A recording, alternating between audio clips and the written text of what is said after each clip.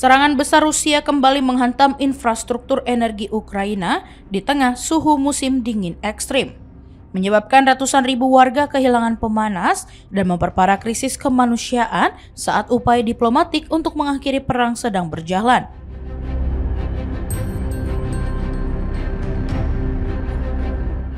Serangan pada Selasa malam itu terjadi ketika suhu turun ke level terendah sejak invasi dimulai pada Februari 2022.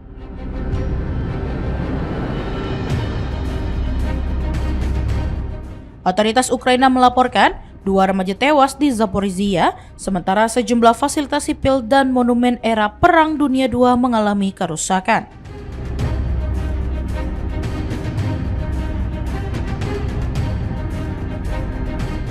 Di Kiev, sirine peringatan udara terdengar sepanjang malam, dan ledakan dilaporkan terjadi di berbagai titik, bertepatan dengan kunjungan Sekretaris Jenderal NATO Mark Rutte ke ibu kota Ukraina.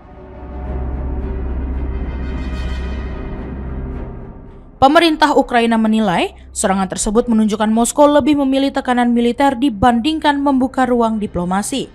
Terlebih, serangan dilakukan menjelang putaran kedua perundingan Ukraina-Rusia yang dimediasi Amerika Serikat dan dijadwalkan berlangsung di Abu Dhabi.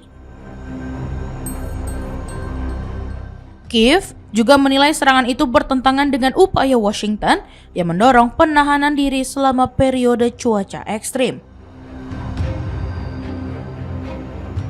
Amerika Serikat melalui Presiden Donald Trump kembali mendesak Rusia untuk menghentikan perang dan mendorong perpanjangan jeda serangan dengan alasan risiko kemanusiaan akibat suhu yang sangat rendah. NATO melalui pernyataan Rutte menilai intensitas serangan Rusia tidak mencerminkan keseriusan untuk mencapai perdamaian.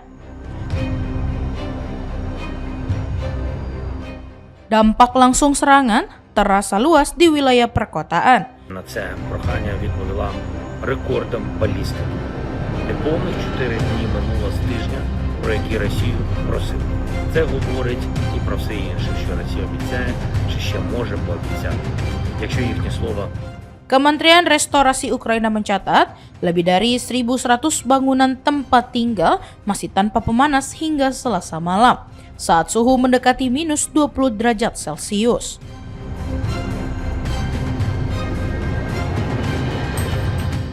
Warga di sejumlah kawasan terdampak terpaksa bertahan di bangunan rusak dengan fasilitas dasar yang lumpuh.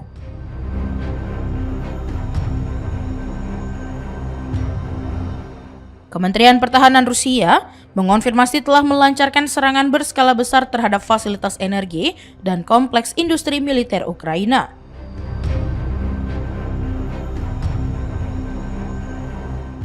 Moskow sebelumnya menyatakan menyetujui permintaan Amerika Serikat untuk menahan serangan ke Kiev selama 7 hari, yang berakhir pada akhir pekan lalu, meski serangan di wilayah lain tetap berlanjut.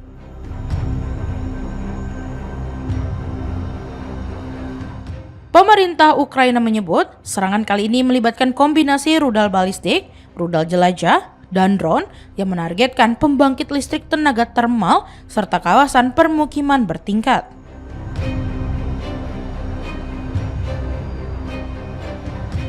Penyedia energi swasta terbesar di Ukraina menilai serangan tersebut sebagai yang paling merusak sejak awal 2026, dengan konsekuensi langsung terhadap pasokan pemanas bagi ratusan ribu keluarga.